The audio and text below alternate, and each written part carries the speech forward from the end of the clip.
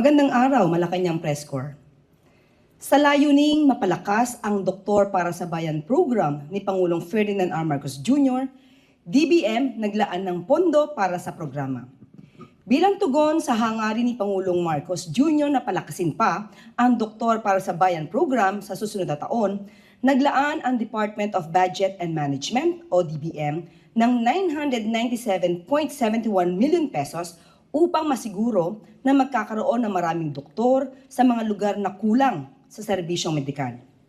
Sa ulat ni Budget Secretary Amena Pangandaman, nasa kabuang 997.71 million pesos ang inilaan ng pamahalaan sa ilalim ng Fiscal Year 2026 National Expenditure Program na sumasakop sa 909.99 million pesos para sa Medical Scholarship and Return Service Program o MSRS ng Commission on Higher Education at 87.71 million pesos para sa Pre-Service Scholarship Program o PSSP ng Department of Health na magbibigay ng suporta sa 245 medical scholars, 122 medical technology scholars, at 104 pharmacy scholars. Ang mahakbang na ito ng Pangulo ay patunay lamang na ang Marcos administration ay nakatuon sa pagpapatibay ng healthcare system sa bansa at upang mabigyan ng atensyong medikal ang lubos na nangangailangan sa anumang sulok ng bansa. Another good news, Pangulong Ferdinand R. Marcos Jr. kumpiyansa na magpapatuloy ang pagtutulungan ng ASEAN at Korea. Tiwala si Pangulong Ferdinand R. Marcos Jr. na magpapatuloy ang masiglang pagtutulungan ng ASEAN at Republic of Korea upang isulong ang kapayapaan, kaunlaran at seguridad tungo sa iisang layunin, ang patuloy na pag-angat ng kabuhayan at kalidad ng buhay ng mga mamamayan. Sa kanyang intervention na nagganap sa 26th ASEAN Republic of China Korean Summit, kaninang umaga, 28th ASEAN Republic of Korea Summit, kaninang umaga, binigyang pansin ni Pangulong Marcos Jr. ang matatag na pakikipagtulungan ng Korea sa ASEAN sa mahalagang larangan kagaya ng cybersecurity, ekonomiya at socio-cultural na ugnayan. Kabilang sa binigyan diin ni Pangulong Marcos Jr. ang kooperasyon sa cybersecurity, particular sa ASEAN Cyber Shield or ACS project na nag-aangat sa regional cybersecurity capabilities ng ASEAN. Sa maritime cooperation, kinilala ng Pangulo ang Korea bilang isang importanteng partner sa pagsulong sa maritime priorities ng ASEAN na nakaangkla sa rules-based international order at ng UNCLOS. Binigyang pansin din ni Pangulong Marcos Jr. ang economic cooperation ng Korea, kung saan malugod na tinanggap ng Pilipinas ang pagsisimula ng mga pag-uusap para paunlarin at palawakin ang Asia-Korea Free Trade Area o AKFTA. Sa cultural or rather sa socio-cultural at environment at climate cooperation naman, binigyang halaga ni Pangulong Marcos Jr. ang mga programa na naglalayong itaguyod ang cultural exchanges kagaya ng ASEAN ROK Film Community Program, ASEAN Korea Music Festival at Connect ASEAN. Pinuri rin ng Pangulo ang malaking ambag ng Korea sa pagpapangalaga sa kalikasan kagaya ng Clean Air for Sustainable ASEAN o CASA at ASEAN Korea Cooperation for Methane Mitigation o AC or AKCMM. Another good news, kahalagahan ng pakikipag-ugnay sa ilalim ng ASEAN Plus 3, binigyan diin ni Pangulong Ferdinand R. Marcos Jr.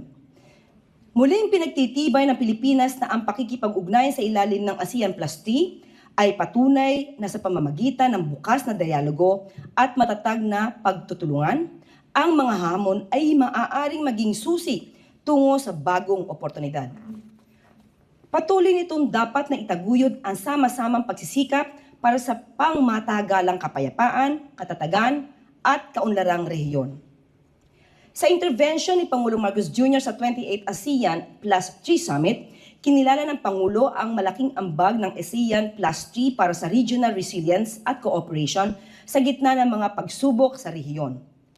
Nananawagan din si Pangulong Marcos Jr. na mas matatag na kolaborasyon upang wakasan ang transnational crime sa pamamagitan ng pagpapaunlad sa cross-border coordination, information sharing, at victim-centered protection.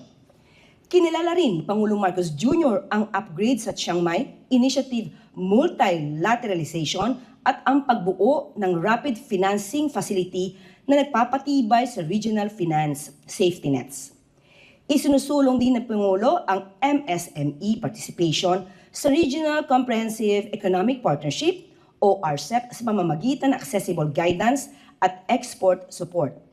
Nananawagan din si Pangulong Marcos Jr. na patatagin ang social protection system para sa mga vulnerable sector, kagaya ng migrant workers sa ilalim ng ASEAN Training Center for Social Work and Social Welfare o ATCSW, at ang pagkonsidera sa disaster risk reduction bilang isang component sa sustainable development na naaayon sa Sendai Framework, SDGs at climate priorities sa ilalim ng innovative early warning technologies.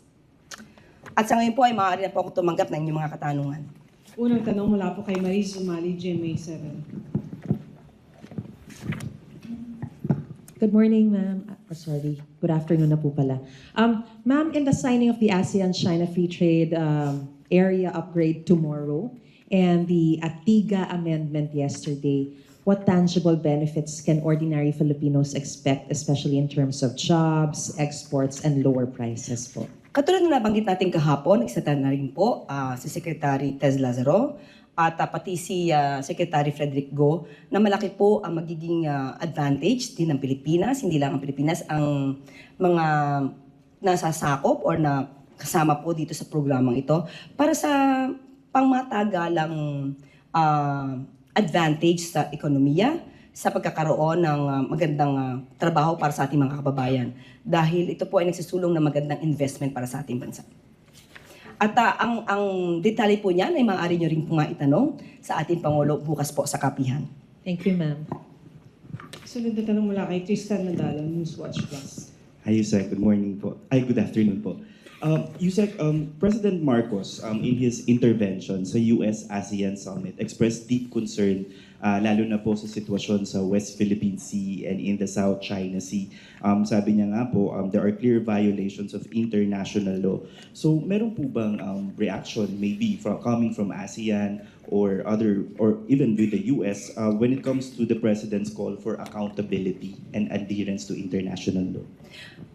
Sa ngayon po, sa mga oras na ito ay wala pong nabanggit sa atin ang Pangulo at malamang po ang detalye po kung mayroon man ay maibibigay sa inyo po ng Pangulo during the kapihan.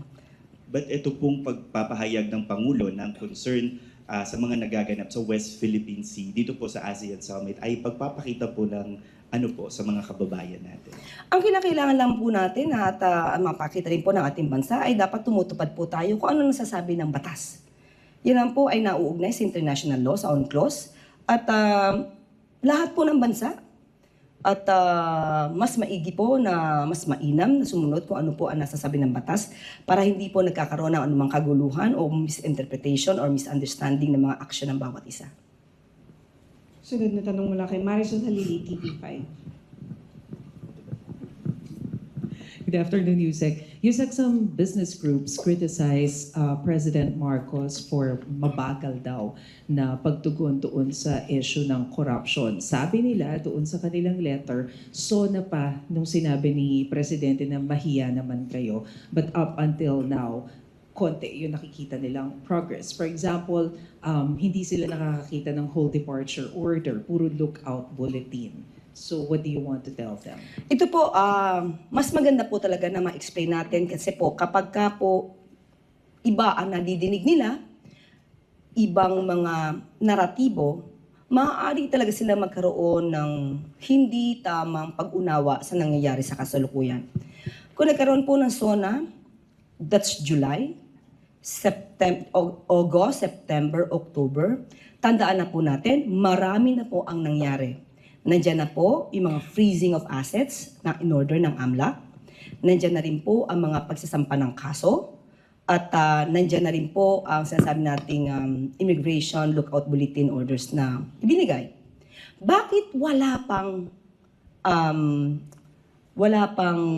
whole departure order? Unang-una po, ang whole departure order, ang mag-i-issue po niyan ay korte. So dapat malaman po nila na lahat po ng ginagawa ngayon ng administrasyon at ng mga law enforcement agencies ay naaayon sa batas. Hindi po natin basta-basta maaaring tawagin or sabihin na isang tao ay hindi ka pwedeng magbiyahe. Yan po naman ay lalabag sa batas. Dahil lahat naman din po tayo ay may freedom of movement. Yan po ay isang constitutional right. So ang ibig sabihin, kapag ka naman nagpalabas na po ang korte ng warrant of arrest, ito po ay maaaring hilingin sa korte na mag-issue na po ng whole departure order. So sa mga naiinip, ang pamahalaan po ay nasa tamang pagkilos na naaayon sa batas. Nagmamadali, yes, minamadali lahat, pero hindi natin mamamadali ang lahat, pero mag-violate tayo ng batas at ng human rights. So hintayin po natin dahil may naisa pa na po, iyan naman din po ang pangako ng ombudsman. Magkakaroon na rin po ng mga preliminary investigation considering na ang mga dokumento na naibigay sila, na-file sa kanila, ay hindi na kinakailangan ng fact-finding at didiretso sa preliminary investigation. So hindi po kasi, gusto pong ipaalam sa mga kababayan natin, hindi po agad na pagkabigay po ng complaint, hindi na po dadaan sa preliminary investigation. Hindi po maaari mangyari yon. Pag kayo po ang nadimanda, sa lahat po ng bumabatikos o nagkikriticize ngayon, pag kayo po ang nadimanda, gugustuhin niyo po ba pagka-file ng complaint, hindi na kayo makalagra or makabiyahe? Yan po ay, kayo din po ay mabibiktima kapag wala pong due process. So isipin po natin, ang ginagawa ng pamahalaan ngayon ay may katugunan sa due process. Sino man ang madimanda, kayo man o ibang tao, basta due process po ang lagi nating papanatalihin na marespeto. So yun lang po. Sana po maintindihan po nila yan. In relation po sa issue ng transparency, nag-comment kasi si Congressman Laila De Lima about the SALN of the President saying na dapat siya na yung manguna na magpakita ng SALN and wag na siyang gumaya doon sa previous administration that it seems na ginagamit din na protection ng ombudsman. What do you want to tell her? Unang-una po, wala naman pong pagpipigil na ginagawa po ang Pangulo. Pero meron po kasing nilabas naman din po ang procedure, ang Office of the Ombudsman. At nakita po natin na ang ginawa naman po ng procedure ng Office of the Ombudsman ay mas liberal. Mas madaling po ma-access ang SALN ng isang public servant. So kung ano po ang sasabi ng Ombudsman, hindi po magpapapigil ang Pangulo. At kung ano po sinasabi ng Ombudsman, total nandun naman po yung record ng SALN ng ating Pangulo. So kung ano lang po sasabihin ng Ombudsman, still, sabi po natin, mas madaling kumuha po ng records mula sa Ombudsman unlike during the past administration. Sunod na tanong mula kay Dexter Cabalsa, Philippine Daring Car. Good afternoon po, Yusek. Balik lang po ako dun sa question ni Ms. Myers about dun sa statement ng basic groups. I think ang sinasabi po nila ay what are the concrete actions that the President can do? Kasi nga po, given na some of their demands ay nabanggit na rin po ng religious groups and civil society organizations months ago pa, last month po, lalo na yung tungkol po sa ICI in granting the subpoena and contempt powers. Parang sinasabi po nila, they want the President to certify the bills granting more powers sa ICI as urgent. Kasi yung the President can do it naman and he can also call for a special session since naka-adjourn po yung Congress. Ano po yung mga concrete steps na gagawin po talaga ng Pangulo? So yun lang po ba yung gusto nila? Na ma-certify as urgent yung bill? Yun po yung sinasabi ba natin na concrete step na gusto nilang mangyari? Among other... Ang dami nung among others. So doon lang tayo sa isang issue muna. Unang-una po, ang NBI po ay isang investigative body. Pero wala silang contempt powers. Pero bakit sila nakakapag-imbestiga at nakakapag-file ng kaso? Nakakapag-endorse sa prosecutor's office para magtuloy-tuloy ang pagsasampa nito sa korte. Meron o wala man contempt powers ang ICI, makikita po natin na sila naman po ay pinupuntahan ng mga pinapatawag nila. Ang pag-iimbestiga po, di naman po siguro kinakailangan sa aking pananaw na magkaroon ng contempt powers dahil marami po ang maaari magpasubpina At hindi naman po kinakailangan na pag hindi pumunta yung tao, ay bibigyan mo ng punishment, ng imprisonment. Ang body po, ito pong ICI ay isang investigative body, isang independent commission, na ang layo nila po ay makapag-imbestiga ng malaliman. Kung hindi pupunta yung mga taong maaaring involved sa mga anomalyang flood control projects or infrastructure, hindi na po yan kasalanan ng ICI, hindi po yan kasalanan ng Pangulo, yan po ay kasalanan po ng taong pinapatawag kung ayaw nilang madinig. So kung wala nadinig sa kanila, ang magiging presumption nun, base sa mga dokumentong nakuha ng ICI, ay maaari silang makasuhan. Maaari silang makasuhan ng mga kasong no bail recommended. Definitely, aayaw naman sila sa ganun, hindi naman nila magagustuhan yon. Na habang dinidig yung kaso sa korte, ikaw ay nakakulong. So, mas magandang makipag-cooperate sila. Sabi nga natin, kahit walang contempt powers, maaari mag-imbestiga ang ICI. Sunod na tanong mula kay Bea Cuping Rappler. Good afternoon, ma'am. The White House says it has signed trade deals with Malaysia and Cambodia, may framework trade agreements din with Vietnam and Thailand. May we know what's the status of negotiations between the US and the Philippines? May roadblocks po ba in the negotiations, if any? And do we have a deadline set for these negotiations? Well, I was able to talk to Secretary Frederick Go just this morning. At sinabi po niya na meron pa po at patuloy po ang pakikipignegosasyon. At may mga issues po kasi na maaari natin sabihin komprehensibo, napatungkol po sa mga trade rules and regulations at pati na po yung mga non-tariff measures like yung services and investments. At nandun po kasi yung mga issues patungkol po sa gusto na protektahan ng bansa natin, yung mga agricultural products. At katulad po ng coconuts, pineapple, sugar, cocoa, electronic products. At yan po, ilan po ito sa mga hindi po sa ngayon makakayang i-negotiate ng basta-basta ng Pilipinas. So, nandun pa rin po ang pakikipag-usap para po yung iba mga produkto natin ay hindi naman po maapektuhan. Sunod na tanong mula kay Harleen Delgado, ABS-CBN.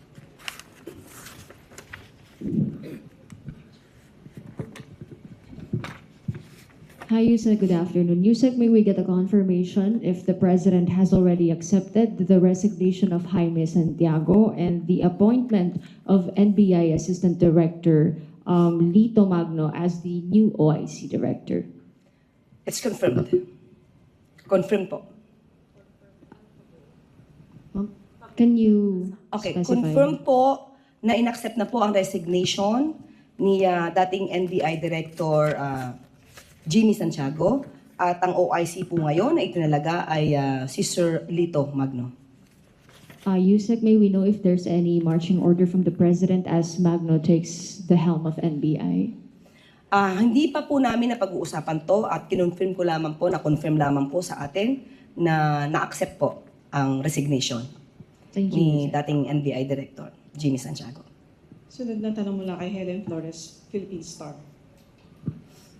Good afternoon, Yusek. Yusek, may mga photos and videos po of the group photo during the ASEAN-Japan Summit na wala po si President. Would you like to clarify that? Opo, kasi mukhang hindi na bibigyan ng tamang kwento o konteksto yung nangyari.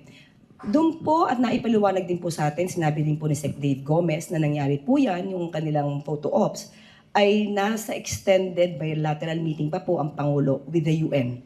So, pero naka-attend po ang Pangulo sa nasabing okasyon sa nakasama po ang bansang Japan. So, liwanagin lang po natin, wala po ang Pangulo sa photo ops, pero umattend po siya sa summit. Nagkataon lang po nung sila ay nagkaroon ng photo ops, ang Pangulo ay nasa extended bilateral meeting pa with UN. Sunod na tanong mula kay Joanna Balyeran, GG Press. Hi ma'am, good afternoon. I'm Joanna Balyaran from GG Press, Japanese news agency. My question is about the AXA, the acquisition and cross-servicing agreement that was agreed upon by Philippines and Japan in principle yesterday. Is there a timeline for this? When do we expect this to be signed by both countries? Sa ngayon po, wala pa po tayong masyadong detalye. Hindi pa po sa amin na ibibigay. At most probably, kapag po natapos itong press briefing natin at tanungin po namin yung pinakadetalye, ibibigay ko po sa inyo agad-agad. Okay. Just a different question, ma'am, on the South China Sea naman. How did the President carry the issue on the South China Sea during the ASEAN Summit? Did he raise it in the plenary during the retreat? I will rather throw that question at the National Defense and the FA. I haven't received any information on that. Okay, thank you, ma'am. Next from Jonah Gulagon, Asahi Shimbun. Hi, good afternoon, ma'am. Just about the plenary, can you tell us what the President took up during the plenary session yesterday within the ASEAN? Yung plenary session po. What were the items raised again?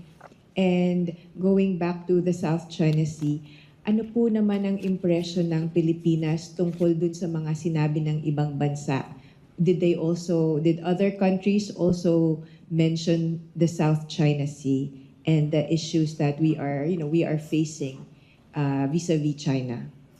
Patungkol po sa South China Sea, at sinabi ko po, mas maganda po na si Secretary Tess Lazaro ang matanong po natin dyan at hingin ko po ang detalye dahil hindi po ako authorized ngayon magsalita patungkol dyan at wala pa po tayong pinakadetalye. Well, anyway, yung tungkol sa plenary, ito na may napag-usapan na rin po natin kahapon. Siyempre po, ito yung patungkol sa mga shared goals and values ng mga ASEAN na member states. So, yun pa rin po, ganun pa rin po at ninanais pa rin po ng Pangulo na magkaisa ang bawat bansa na miyembro nito para sa magandang takbo ng ekonomiya, trade and investments, and of course, security. Next question mula po kay Rich Bonquevedo, Daily Tribune. Good afternoon po, Yusek.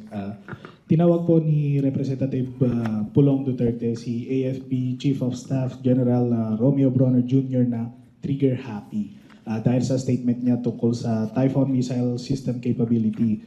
He questioned the loyalty of the AFP chief, asking him if he's for the Philippines or for the CIA since the Typhoon missile is from the US.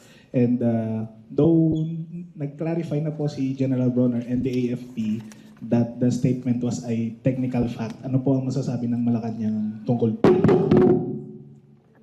Well, unang-una, noong pa sinabi ng Pangulo, what can we expect from the Dutertes? They are pro-China. Binanggit niya na po yan. At ano pa rin po ba ang masasabi natin sa mga statement ng congressman? Lalo-lalo at sinabi rin ni Commodore Tariela na itong mga naratibo na to ay pro-China. So, sila po ba na mga anak ng dating Pangulong Duterte ay lilihis pa po ba sa sinabi ng dating Pangulo? Meron po tayo dito, kung matatandaan niyo po, sinabi niya, Duterte says he is inutil, cannot do anything against China Sea aggression. Siguro natatandaan niyo po ito. So sila ba, na mga anak, sila po ba ang kukontra sa kanilang ama? So unang-una po, wag niya pong i-undermine yung balak ng Pangulo na palakasin ang puwersa ng armed forces at matuloy ang AFP modernization. Lahat ng ito ay hindi pang sarili, hindi para sa anumang bansa, kundi para sa sarili nating bansa. Kailangan nating lumakas ang puwersa natin hindi para makapaggera, katulad ng sinasabi nila, na pinapanakot nila sa ating mga kababayan, na itong ginagawa ay parang naghahakayat o naghihikayat ng gera. Hindi po yun ang nais ng Pangulo. Kailangan lang pong lumakas din ang ating puwersa at hindi tayo magaya sa nakarang administrasyon na inutil, na ituturing pagdating sa China aggression. Sana madinig din natin sa kanila. Pagka mayroong nadidisgrasya o nasasangkot sa pagwa-water color ng bansang China, sana ay maingay din sila. Madinig din natin kung ano ang kanilang mga saloobin sa mga nangyayari sa ating mga mangingisda at sa mga nararamdaman at sinasapit ng ating mga miyembro sa Philippine Coast Guard. Salamat po. Last question muna kay Celerina Monte. I'm sorry, good afternoon. Good afternoon, Ma'am. Celerina Monte from NHK Japan Public TV. I'm sorry, late po ako. I just want to ask again, I don't know if this was asked already. May we know the most important points that the President raised during the ASEAN Plus 3 insofar as the South China Sea is concerned? Okay, kanina po nabanggit na po natin. Ibibigay ko na lamang sa iyo yung detalye, pati ang binanggit nating mga balita patungkol po dyan. Opo, meron na po kanina. I have a camera there. I'm so sorry. Mm. Is it okay if you could repeat? Sorry, ma'am.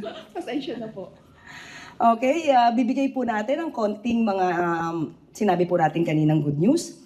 Okay, sa intervention ni Pangulong Marcos Jr. sa 28th ASEAN Plus 3 Summit, kinilala ng Pangulo ang malaking ambag ng ASEAN Plus 3 para sa regional resilience at cooperation sa gitna ng mga pagsubok sa rehiyon. Nanawagan din si Pangulong Marcos Jr. sa mas matatag na kolaborasyon upang wakasan ang transnational crimes sa pamamagitan ng pagpapaunlad sa cross-border coordination, information sharing, at victim-centered protection. So ilan lamang po ito sa mga napag-usapan sa nasabing summit. Did he bring up again the code of conduct since I believe the Philippines has been pushing for it, especially when we host the ASEAN chairmanship next year? Sa ngayon, although na ito'y nabanggitan din kanina at natanong, wala po tayo munang ibibigay na anumang detalye patungkol sa South China Sea o sa bansang China. At hayaan na lang po natin si Secretary Tez Lazaro ang sumagot po dyan dahil wala pa po sa amin na ibibigay na detalye patungkol dyan. Easy clear. Maraming salamat po. Pilipinas, personal na tinanggap ang Timor-Leste bilang bagong kasapi ng ASEAN. Malugod at personal na binati ni Pangulong Ferdinand R. Marcos Jr. ngayong tanghali si Timor-Leste Prime Minister K. Rala Sianana Guzmao bilang bagong miyembro ng ASEAN. Ang Timor-Leste ang ikapang-11 member state ng ASEAN. Sa nagpapatuloy na 47th ASEAN Summit at related summits sa Kuala Lumpur, nagdaos ng isang pagtanggap si Pangulong Marcos Jr. para kay Prime Minister Sianana Guzmao. Kasama ng Pangulo na bumati sa Prime Minister ang ilang kalihim, kabilang sina DFA Secretary Tez Lazaro, DTI Secretary Cristina Aldeguer Roque, DSWD Secretary Rex Gatchalian, at PCO Secretary Dave Gomez at iba pang mga opisyal ng pamahalaan. Nauna nang nagpaabot ng kanyang pagbati si Pangulong Marcos Jr. noong Sabado sa kanyang intervention sa plenary session ng 47th ASEAN Summit. Para kay Prime Minister Sianana Guzmao, ang mapabilang sa ASEAN ay hindi lamang katuparan ng isang pangarap kundi patunay sa kanilang paglalakbay na puno ng tatag, determinasyon at pag-asa para sa kanilang bansa at sa rehiyon. Pilipinas nakatakdang lumagda sa Artemis Accords ngayong araw. Bilang bahagi ng aktibong partisipasyon ng Pilipinas sa ilalim ng liderato ni Pangulong Ferdinand R. Marcos Jr. sa mga hakbang na naglalayong magkaroon ng ligtas, matatag at sustainable outer space, nakatakdang lumagda ngayong araw na ito sa Artemis, ang Pilipinas, sa Artemis Accords sa nagaganap na 47th ASEAN Summit at related summits sa Kuala Lumpur, Malaysia. Ayon kay Philippine Space Agency Officer in Charge at Deputy Director General for Space Science and Technology, Dr. Gay Jane Perez, mas lalong titibay ang bilateral relations ng Pilipinas at ng US sa paglagda sa Artemis Accords. Si Dr. Jane Perez ang kinatawan ng Pilipinas na pipirma sa nasabing kasunduan. Inaasahan ding magbibigay ito ng antas sa global space community participation ng Pilipinas. Mamayang gabi rin nakatakda magkaroon ng bilateral meeting sina Pangulong Marcos Jr. at Vietnam Prime Minister Pham Minh Chanh. At iulat na lamang po namin ang karagdagang detalye mamaya pagkatapos po ng bilateral meeting.